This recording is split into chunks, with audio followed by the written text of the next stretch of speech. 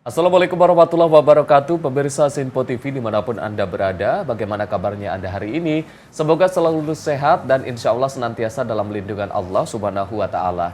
Alhamdulillahirabbil alamin, puji syukur kehadirat Allah karena di pagi hari ini saya Arif Rifai bisa kembali menemani Anda dalam program Islam Penuh Cinta, penyejuk hati, penyegar iman.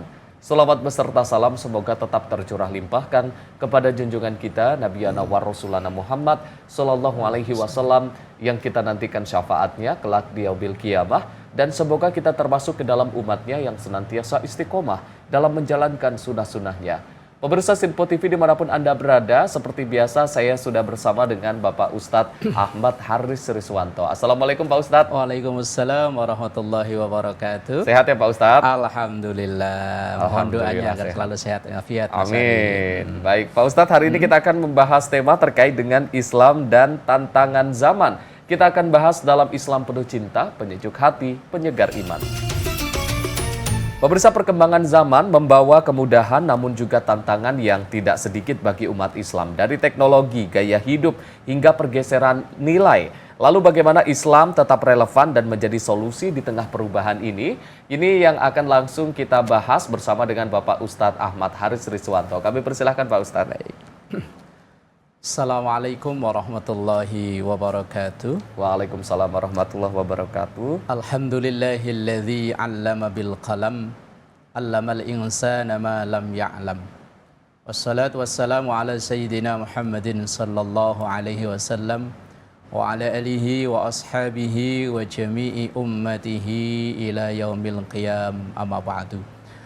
Saudaraku pemirsa Sinpo TV dimanapun berada, juga Mas Arif, kita mohon pada Allah agar kita semua dijadikan hamba-hamba yang pandai bersyukur sehingga nikmat Allah ini makin dilipat gandakan olehnya. Amin, amin ya rabbal alamin. Tema kita pada perbincangan kali ini adalah Islam dan tantangan zaman.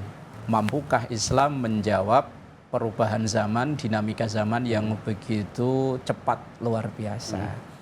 Islam ini pertama kali disiarkan oleh Rasul Sallallahu Alaihi Wasallam hampir 15 abad yang lalu. Rentan waktu sampai sekarang hampir 15 abad, 1500 tahun yang lalu. Dulu ketika Islam ini disampaikan, hampir saat akhir-akhir hayat Rasulullah Sallallahu Alaihi Wasallam, turun ayat surah Al-Maidah ayat yang ketiga. Al-yawma akmaltu lakum dinakum wa atmamtu alaikum ni'mati wa raditu lakumul islama dina.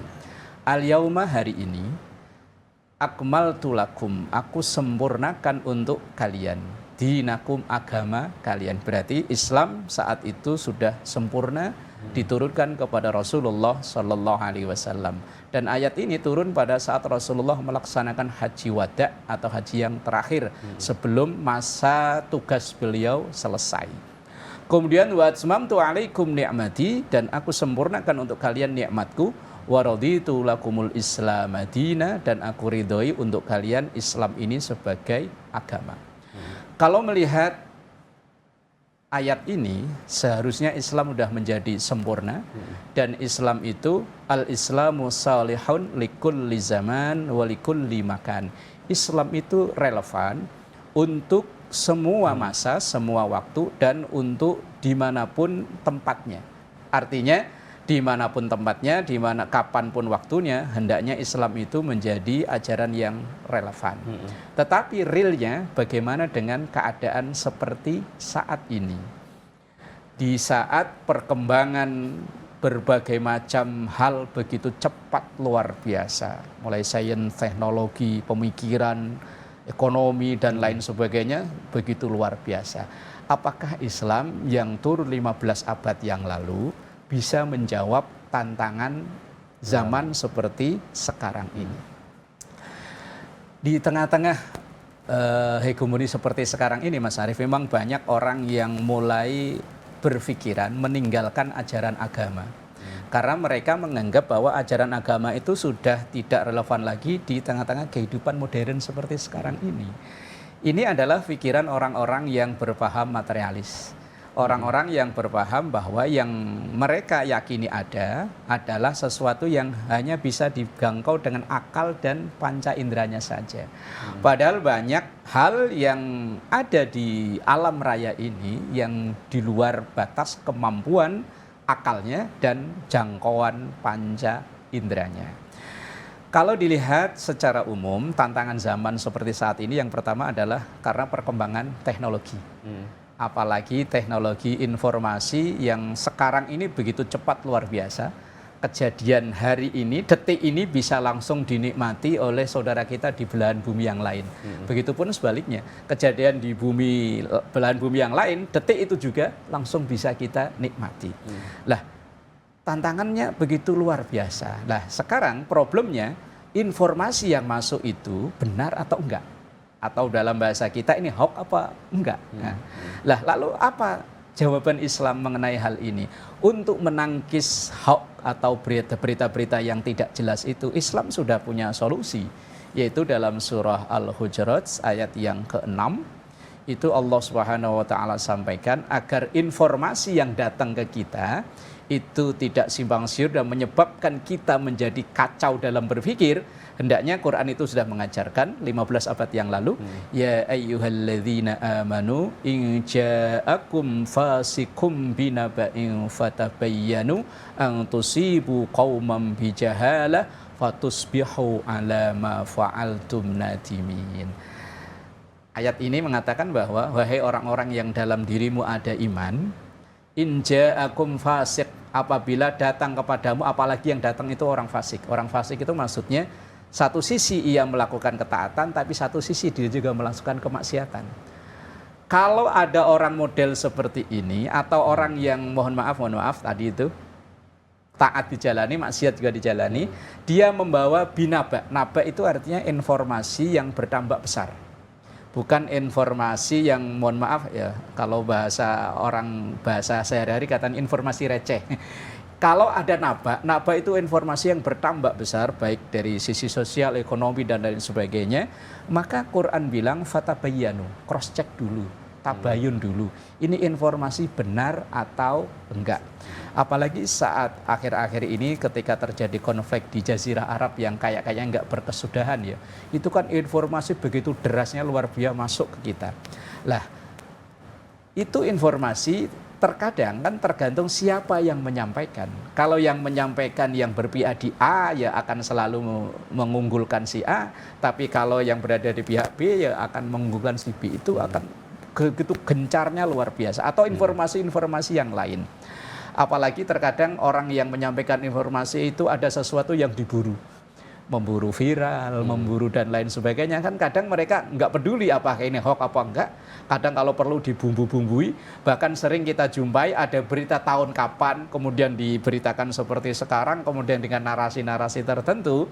Itu Islam mengajarkan fatabayyanu, cross check dulu kebenarannya. Nah, tantangannya sekarang bagaimana cara meng-cross check itu. Islam sudah memberikan solusi, kalau ada informasi masuk cross check. Lah, bagaimana caranya meng-cross check? Inilah tugas kita untuk selalu terus menambah keilmuan kita. Quran hanya memberikan garis besar. Quran nggak mungkin menjelaskan secara detail. Karena kejadian-kejadian seperti sekarang ini itu mungkin belum terjadi di masa itu. Nah, Quran hanya memberikan garis besar. Taruhlah kita di Indonesia, Undang-Undang Dasar 45 itu hanya garis besarnya saja. Nanti diperinci dengan peraturan pemerintah, dengan keputusan presiden dan lain sebagainya. Begitupun dalam Quran. Quran hanya garis besarnya, fatabayyanu, cross check. Nah, nanti secara detailnya seperti apa, itu ya tugas kita untuk mempelajari bagaimana cara meng-cross check masuknya berita ini. Ya, mungkin sudah ada ilmu pengetahuan khusus yang untuk menseleksi apakah ini berita benar atau enggak. Karena kalau ini berita kita telan mentah-mentah, kemudian apalagi kita share kembali, iya kalau benar mungkin ada nilai, ada transferan pahala dari orang yang mendapatkan informasi itu. Tapi kalau informasi ini hoax, apalagi ada unsur fitnah, unsur kebencian dan lain sebagainya, maka transferan dosa yang masuk ke kita. Nah, inilah problem awal atau problem yang sangat besar di masyarakat kita, di masyarakat modern sekarang adalah dengan teknologi informasi dalam dunia digital, dunia maya seperti sekarang, yang hampir semua orang kayaknya punya media sosial. Enggak, sekarang itu yang punya media sosial bukan hanya yang muda-muda, yang sepuh-sepuh juga kayaknya nggak mau ketinggalan karena mungkin bahasa mereka masa kecil kurang bahagia, kemudian di masa tuanya main media sosial. Nah, inilah tugas kita untuk tabayyanu.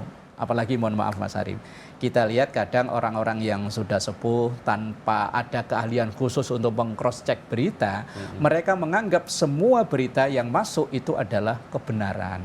Apalagi didukung sekarang dengan mengedit satu foto dengan mudahnya, orang duduk diam bisa joget-joget dan lain sebagainya.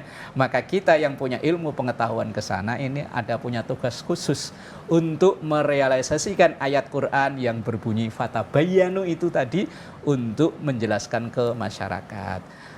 Dan kadang ya memang tadi kita menghadapi generasi di atas kita yang menganggap itu benar. Iya, kalau masih dia menerima kritik, menerima ilmu dari kita. Kadang kalau ngotot, ini ada loh gambarnya, orangnya lagi seperti ini, langsung dia percaya 100%. Ini tugas kita untuk mengedukasi mereka bahwa tidak semua yang masuk ke media itu benar. Apalagi media yang tanpa ada validasi. Kalau mungkin ada media yang mengontrol, itu mungkin akan lebih berhati-hati menyampaikan informasi. Tapi media sosial kan nggak ada remnya sama sekali. Nah, ini tugas tantangan Islam Islam dan dalam menghadapi tantangan zaman seperti ini baru satu sisi kecil, yaitu dalam dunia teknologi informasi. Belum dalam dunia-dunia yang lain, insya Allah nanti bisa kita lanjutkan di segmen berikutnya.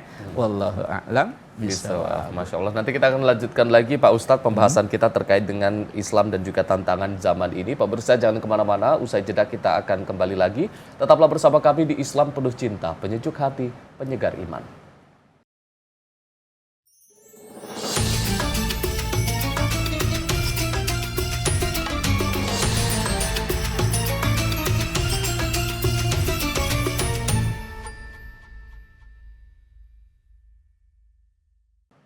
Pemirsa, Anda kembali menyaksikan Islam Penuh Cinta, penyejuk hati, penyegar iman. Masih membahas tema kita pada hari ini terkait dengan Islam dan tantangan zaman. Ini akan ada lanjutan lagi dari Pak Ustadz. Kami persilahkan Pak Ustadz. Baik, saudaraku pemirsa Sinpo TV dimanapun berada, juga Mas Arif, bahwa Islam dalam menghadapi tantangan zaman di kehidupan modern seperti sekarang ini, yang pertama tadi dari sisi tadi teknologi informasi yang sangat berpengaruh besar luar biasa. Yang kedua, karena derasnya informasi yang masuk ke kita, terkadang banyak masyarakat kita yang mulai berpikir yang menurut kata dia yang realistis. Atau dalam bahasa lain mungkin bisa disebutkan materialis tadi. Sehingga mulai banyak kita jumpai di media sosial itu anak-anak muda yang dalam tanda kutip kelihatan seperti cerdas, tapi mereka mulai mempropagandakan, mengkampanyekan anti agama. Karena mereka menganggap agama itu sesuatu yang mengekang, sesuatu yang kuno, ketinggalan zaman, dan lain sebagainya. Sehingga mereka menganggap dunia modern itu ya seperti sekarang, tanpa ada ikatan agama, dan lain sebagainya. Sehingga timbul pemikiran-pemikiran, kalaupun masih beragama, dalam pemikiran mereka timbul pemikiran seperti liberalis, dan lain sebagainya. Liberalis itu maksudnya segala itu, manusia itu diberikan akal, bisa berpikir bebas sebebas-bebasnya. Sehingga aturan agama yang baku saja mereka mulai mempersoalkan. Misalnya contoh begini, mereka menganggap demi kemaslahatan, demi kebaikan kehidupan modern. Misalnya ketika umat Islam ada syariat puasa, itu menurut mereka ini memberatkan, menghambat kemampuan untuk bekerja dengan maksimal, kata mereka. Sehingga mereka ada sekitar mungkin beberapa tahun yang lalu ada sekelompok yang menamakan kaum liberal itu tadi, mereka mengadakan survei ke beberapa umat Islam yang di usia produktif. Dan nyatanya mereka tidak puasa. Ketika ditanya rata-rata jawabannya puasa itu mengangkat produktivitas kerja. Nah, akhirnya mereka membuat satu kesimpulan, bagaimana kalau aturan puasa itu ditinjau ulang. Kalau selama ini kita tahu puasa itu min tulu'il fajri ila ghurubi syamsi, dari terbit fajar sampai terbenam matahari. Lah bagaimana kalau dibalik? Wong nanti durasi waktunya ya sama kok, Jadi bukanya itu maghrib, sahurnya subuh. Jadi mereka siang bisa produktivitas kerjanya bisa maksimal, kalau malam bisa istirahat. Ini pikiran mereka. Padahal ini termasuk salah satu ibadah mahdhah yang tidak bisa digeser sama sekali. Kemudian lagi, tapi ini agak lebih lama. Mungkin Mas Arief ingat atau mungkin masih sekolah dulu ya, ada tragedi Mina waktu pelaksanaan ibadah haji sehingga timbul korban tidak sedikit. Nah, orang-orang yang berpikir bebas, mereka akan berpikir kenapa sih harus berdesak-desakan ke Masjidil Haram dalam waktu tunggu yang lama dengan biaya yang besar. Toh yang disembah juga Tuhannya Allah sama, mau disembah dari mana saja kan bisa. Akhirnya mereka mengusulkan kalau dalam bahasa bisnis bagaimana kalau Mekah itu franchise, buka cabang di Indonesia, mungkin di Malaysia, di Brunei, di negara-negara yang berpenduduk mayoritas Muslim, biar tidak perlu untuk bercapek-capek berdesak-desakan ke Saudi ke Masjidil Haram itu.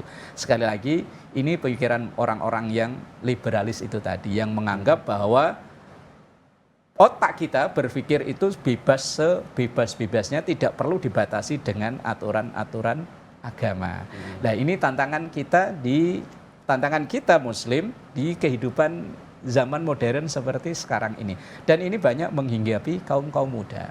Bahkan saya pernah mendengarkan kesaksian cerita dari salah satu dosen perguruan tinggi yang ada label Muslimnya. Sudah menemukan banyak mahasiswa-mahasiswa itu sudah berani meninggalkan sholat 5 waktu karena mereka menganggap sholat 5 waktu itu hanya sebagai penghambat produktivitas untuk kegiatan dia. Nah, ini yang harus diluruskan. Ajaran Islam harus bisa menjawab tantangan seperti ini. Di tengah-tengah orang yang ada label Islamnya, tetapi ajaran yang mendasar sudah mulai ditinggalkan. Kemudian misalnya lagi, dalam dunia pergaulan, kebebasan pergaulan sudah mulai luar biasa, seperti tidak terkontrol. Nah, ini Islam juga punya tantangan khusus. Islam tidak melarang kita bergaul dengan siapa saja, tetapi Islam juga mengingatkan almar'u ala dini khalilihi. Seseorang itu akan dipengaruhi oleh lingkungan pergaulannya. Insya Allah bergaul dengan orang baik akan menjadi baik. Bergaul dengan orang yang etos kerjanya bagus akan terpengaruh, tapi dalam tanda kutip ketika bergaul dengan yang dalam tanda kutip negatif, ya akan terjerumus ke dalam hal-hal yang negatif pula. Ini belum ada lagi tantangan ekonomi, tantangan misalnya lingkungan hidup, pemikiran, moral, sosial dan lain sebagainya. Ini yang tantangan yang harus dijawab oleh kita orang Islam yang bersumber dari ajaran Islam yang pokok, yaitu Al-Quran dan hadis. Di tengah-tengah orang-orang yang mulai tadi mempertanyakan kemampuan ajaran Islam untuk menjawab tantangan zaman. Wallahu a'lam bishawab. Baik, Pak Ustadz, apakah perkembangan teknologi dengan perkembangan zaman ini selalu menjadi tantangan atau justru ini juga bisa menjadi pembuktian terkait dengan kebenaran ajaran Islam, atau ada tidak terkait dengan ajaran-ajaran Islam yang seiring perkembangan zaman, seiring perkembangan teknologi justru bisa sesuai dengan saintis, bisa dibuktikan secara saintis itu Pak Ustadz? Baik Mas Arief, memang banyak saintis itu membuktikan justru malah semakin membuka benarnya ajaran agama Islam. Seperti misalnya dalam Al-Quran itu pernah disampaikan Fir'aun itu jasadnya diawetkan oleh Allah, dan akhirnya juga terbukti dengan penelitian bahwa ternyata ditemukan jasad Fir'aun itu. Kemudian walaupun tidak semua para ahli menyepakati ya, tapi ada perintah-perintah Rasulullah yang saat itu hanya sami'na wa ata'na, tapi kemudian dengan seiring perkembangan teknologi ternyata terbukti. Misalnya ketika saat itu Rasulullah ketika ada minuman, kemudian ada lalat jatuh di situ, Rasulullah memerintahkan tenggelamkan sekalian. Saat itu para sahabat gak banyak tanya, hanya pokoknya ini perintah Rasul, jalani. Kalau dalam bahasa Quran, sami'na wa ata'na, tanpa banyak bertanya. Kemudian banyak para ilmuwan yang meneliti kenapa nabinya orang Islam kok lalat yang jatuh ke minuman kok diperintahkan untuk menenggelamkan. Ternyata dari penelitian itu, dari 2 sayap lalat itu, satu mengandung obat, satu mengandung racun. Ya kalau tenggelamkan semuanya maka racunnya masuk tapi penawarnya juga masuk. Jadi minuman itu netral kembali walaupun kadang kita nggak tegel atau kalau orang Jawa nggak tegel ya nggak tega minum lagi kalau apalagi laler yang gede itu kan. Ini sebetulnya teknologi teknologi itu untuk pembuktian kebenaran ajaran Islam. Misalnya pernah saya membuat satu artikel walaupun artikel itu tidak semuanya setuju ya. Kenapa mohon maaf ya daging babi diharamkan, kenapa anjing diharamkan? Ya ternyata ada sesuatu yang tidak bagus untuk tubuh kita dari hal-hal yang diharamkan itu. Terus misalnya ada dalam hadis itu Rasulullah melarang minuman yang masih panas untuk kita tiup secara langsung gini. Ya dari sisi teknologi itu ternyata sistem pembakaran dalam tubuh ini, nafas dalam tubuh yang keluar ini adalah zat karbon dioksida yang itu beracun buat tubuh kita. Ini artinya teknologi itu untuk pembuktian ajaran Islam. Jadi satu sisi teknologi itu harus artinya tantangan, menjadi tantangan bagi umat Islam, tapi satu sisi teknologi itu menguntungkan atau membuka rahasia-rahasia yang ada dalam ajaran Islam. Seperti misalnya, saya pernah ini cerita langsung, ada seorang ibu yang ibu itu member salah satu kegiatan senam tertentu. Kemudian ibu itu ngikut sholat tasbih, yang durasi sholat tasbih itu cukup lama kan, waktunya berbeda dengan sholat-sholat biasa. Setelah dia sekali, dua kali, sampai kesekian kali ikut tasbih, dia cerita bahwa efek yang saya rasakan, kesehatan di badan yang saya rasakan, itu dengan sholat tasbih, dengan member senam itu tadi, kok nggak jauh beda. Padahal kalau senam itu dapatnya hanya efek keduniaan saja, tapi kalau sholat itu insya Allah kalau saya ikhlas, efek akhiratnya juga saya dapat. Sisi dunianya kesehatan bisa diraih, tapi sisi akhiratnya. Kemudian misalnya syariat puasa. Dulu ya para sahabat hanya sami'na wa ata'na. Kemudian secara teknologi modern di ilmu medis, sekarang juga dipakai setiap ada mau tindakan operasi, pasien diperintahkan untuk berpuasa dengan durasi ketentuan yang berbeda-beda itu. Jadi teknologi selain itu adalah tantangan, tapi itu juga sebagai peluang untuk pembuktian kebenaran ajaran agama Islam. Wallahu a'lam bishawab. Nah ini Pak Ustadz, di satu sisi perkembangan teknologi, perkembangan zaman ini juga menjadi tantangan, khususnya mungkin terhadap generasi muda yang selalu menggunakan logika. Padahal mungkin ada beberapa ajaran-ajaran Islam yang secara logika mungkin tidak bisa dijelaskan. Nah itu bagaimana kita menjelaskan kepada orang-orang atau generasi muda yang dia selalu harus masuk ke logika ini, seperti apa Pak Ustadz? Iya, memang sekarang para dai itu dituntut untuk melogikakan sesuatu yang kadang di luar jangkauan logikanya. Seperti misalnya rukun iman yang 6. Itu kan hampir semua 99,9% itu kan di luar jangkauan kita. Yang pertama mengenal Allah, Allah Maha Gaib, malaikat Allah itu dilogikakan seperti apa? Kalau Nabi Allah masih bisa kan diteliti dengan ilmu pengetahuan modern kan. Kemudian kitab Allah masih bisa lihat. Kemudian kiamat, melogikanya seperti apa? Maka itu dituntut kecerdasan para dai untuk melogikan bahwa setiap ada awal, ada akhir, dan lain sebagainya. Kemudian ketentuan qada dan qadar. Ini kan seakan-akan semuanya di luar logis akal manusia. Lah makanya dalam Islam yang pertama kali ditanamkan itu akidah, iman. Lah iman itu bersinggungan rata-rata dengan yang di luar kemampuan jangkauan akal itu tadi. Makanya Rasulullah SAW periode dakwahnya lebih butuh waktu lama untuk menanamkan akidah. Di saat di tengah-tengah masyarakat yang saat itu tadi yang hanya mengandalkan logikanya dengan mewujudkan Tuhan dalam bentuk patung dan berhala itu tadi. Nah sekarang juga sama, walaupun dalam model patung yang berbeda, bukan berbentuk patung ya, tapi berhalanya mungkin teknologi dan lain sebagainya. Ini dituntut kecerdasan kita para dai yang mensyiarkan agama Allah untuk mengimbangi, menyelami dunia mereka agar mereka bisa mempertahankan yang sudah Islam atau bisa tertarik bahkan masuk dalam Islam. Maka akidah yang dikuatkan dalam metode dakwah di dunia seperti saat ini. Wallahu a'lam bishawab. Masya Allah. Terima kasih Pak Ustadz atas penjelasannya. Mudah-mudahan kita semua termasuk orang-orang yang bisa mempertahankan iman kita di tengah gempuran teknologi, di tengah perkembangan zaman di era modern seperti saat ini. Terima kasih juga untuk pemirsa Sinpo TV yang sudah menyaksikan kami dari awal hingga akhir.